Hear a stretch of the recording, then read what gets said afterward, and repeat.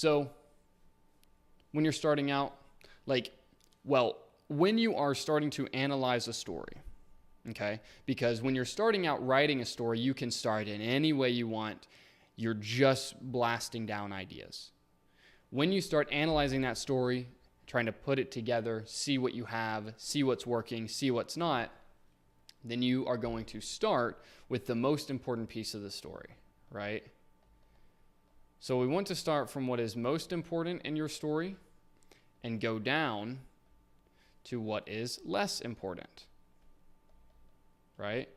Because the things that are more important will obviously build to a point where then the less important things are built on top of them, right? The less important pieces, you can't mess with your dialogue if that scene is wrong and the character in that scene shouldn't be in your story, right? So it's like, well, it doesn't make sense to mess with your dialogue if the scene should not be there and these other pieces should not be there, right? So we want to, first off, understand that the framework is helping you understand the most important part of your story to the least important. So the most important piece you're doing is the thematic argument, right? What does that mean? It means the thesis statement of your story. It means this is what my story is about, right? It's a thesis statement. And you don't necessarily have to know this immediately when you start your work on your story, but eventually you're going to get here and you're going to need to say, okay, how is my story actually working? What is making my story work? So when you have a thematic argument, you have a thesis statement. For example, if you're looking at something like, so this is where it can get kind of tricky, right? Because what you are going to do is you are going to build an argument for your story and then express that argument into characters, and then the characters are going to make choices that then show the argument you're making, right? So if we took Star Wars, for example, the argument there is ultimately people should choose to throw off, the systems above us, right? Throw off their way of doing things and adopt, a more human life-focused, energy force-based reality, this kind of thing.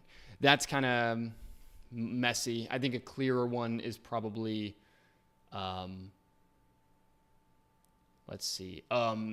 Miss Sunshine's is very clear. So in Little Miss Sunshine, the argument is people's rules and systems of status don't matter. What matters is the people that are closest to you. Choose the people closest to you over other people's versions of winning and losing, right? So if you take Little Miss Sunshine,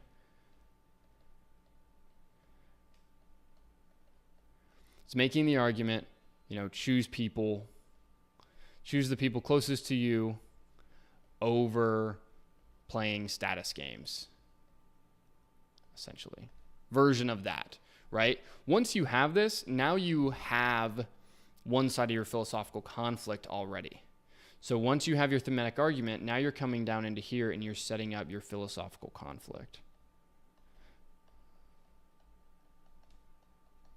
And then here, you're saying, okay, well, choose people over status games, right? So we can say, okay, that's going to be this side, right? The people, or choosing people. Whoops. Or choosing family might even be a better way to say this, or, choose family and, choose your own self-expression, right, is another way to say what's happening in the film. So, and this is a note that I'd like to make here. That when I'm analyzing a movie and I'm trying to re-explain the argument that they're making in that movie over and over again, it's because in a well-externalized movie, the characters are now the symbols of what's happening in the story, and they're not saying this overtly, right? That's the sign of a story that's working, right? And so then Now we're coming back behind them and saying, okay, I can see the two sides that they have here, and now I'm putting words to those sides to analyze them. So we have choose family, choose your own self-expression. Then the other side is play status games, right? Play status games, look for other people's approval. There are winners and there are losers, and if you are not a winner, you're a loser. Now we have the two big sides of your conflict. Now, this is also where your concept can then come into play, right? So if your concept is here, it's like now you have these two sides, right? Choose family, choose your own self-expression. Don't play the status games of other people. It's not about winners and losers. It's about the people closest to you versus play status games. It is about winners and losers. You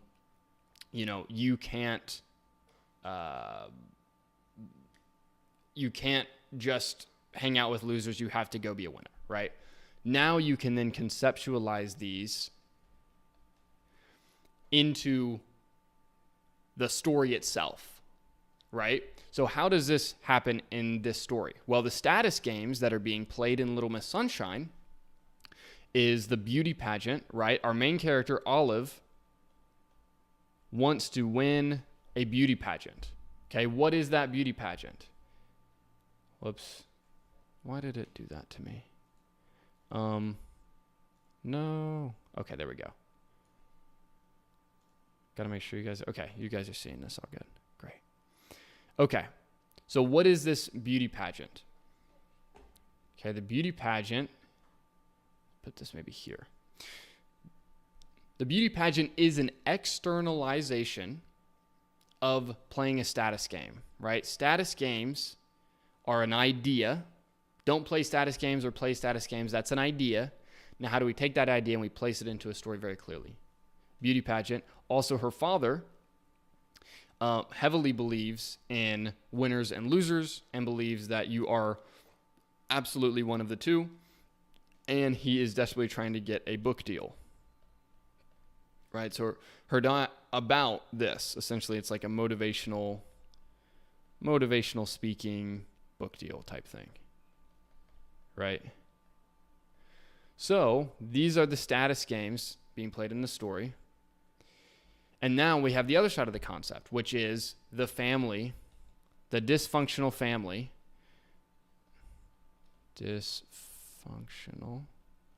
Dysfunctional family on a mission to get here to the beauty pageant, right? And so now the family becomes the externalization of the family side, right? It's going to be about choosing the people closest to you, so we create the people closest to our main characters, and then we create this dysfunctional family. Now our story concept is a dysfunctional family is heading to this beauty pageant, and it's the most important thing to Olive, and they might be late. We have the basic plot that we're heading on, right? So the idea is that you can walk from what you want the story to be about from a belief level, choose people over status games, understand the two big sides of that in your philosophical conflict, then express that in the story world. That is now your concept. And then from there, you can continue forward. From here, you can then go, From here, you can then go into, okay, well, now we have a concept. Now we have the two sides of the philosophical conflict. Now I can create a character web and say, okay, we know what the viewpoint 1 is. We know what the viewpoint 2 is. Now, how do we talk about the positive expression and the negative expression of those two sides, right? So what you're essentially doing here is saying, okay, I have a concept, I have a philosophical conflict. Now, my concept is my first externalization of that conflict. My characters and their actions and how they view things are also going to be the other expression of this, right? So we have, let's say, don't play status games here. Don't play status games versus play status games. now we have Olive is our main character in the story. She starts over here, right? She wants to go to the beauty pageant. Why? Because she believes in playing status games. Because of who? Olive's father. I forget his name. But he is the con of this side, right? He's also playing status games, and he's really intense with this, right? There's winners, there's losers, and his big fear is being a loser, which also then transfers to Olive in the story. Olive also fears being seen as a loser by her father, right? And so now they have this interaction, right? Olive is being challenged by her father's worldview, and she wants to prove to him that she is not a loser. Now, on the other side, we have, another piece of this is we have, what's his name? The Michael Scott character in the story. Not Michael Scott. What's his name? Hold on. Little Miss Sunshine characters. Give me a list. Frank. Okay. Let's see.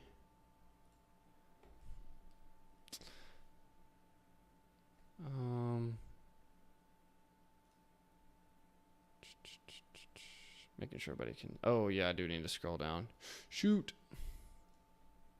It's just never big enough. Okay. Maybe this will be good. I'm just gonna zoom out here, and you guys can see it this way. Hopefully. So then we also have Frank over here. Frank was playing status games, right? Before we meet him in the story, what was Frank doing? He's trying to be the number one Proust scholar in the world, right? Why does he want to be the number one Proust scholar in the world? Because he's playing status games. Because he wants to be the cool guy who's the most important scholar of the other guy. He's playing status games, but now his life has fallen apart, and now he is a representation of what happens when you play status games too long, right? Now he's sitting down here in this negative, and his life is essentially over, right? And then you could also have, I think you have Grandpa maybe is here. Grandpa is fully not playing any status games in the story, right? He is done with that. He says what he wants. He talks about what he wants. He does drugs when he wants to do drugs. He is a crazy guy, right? He's doing whatever he wants whenever he wants. And he is not playing any status games. Anybody who doesn't like him can screw off. He doesn't care. Maybe I'm not sure whether he's up here or down here. I have to think about that a little bit more, but he's definitely on this viewpoint side.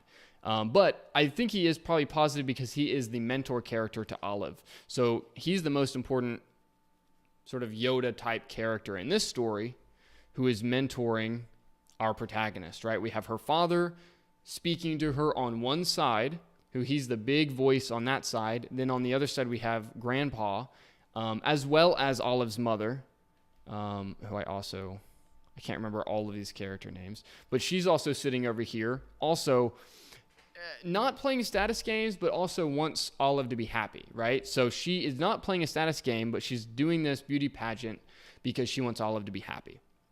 And then we also have Dwayne, which I don't know, maybe he's not the con or the negative side. I'd have to think about that.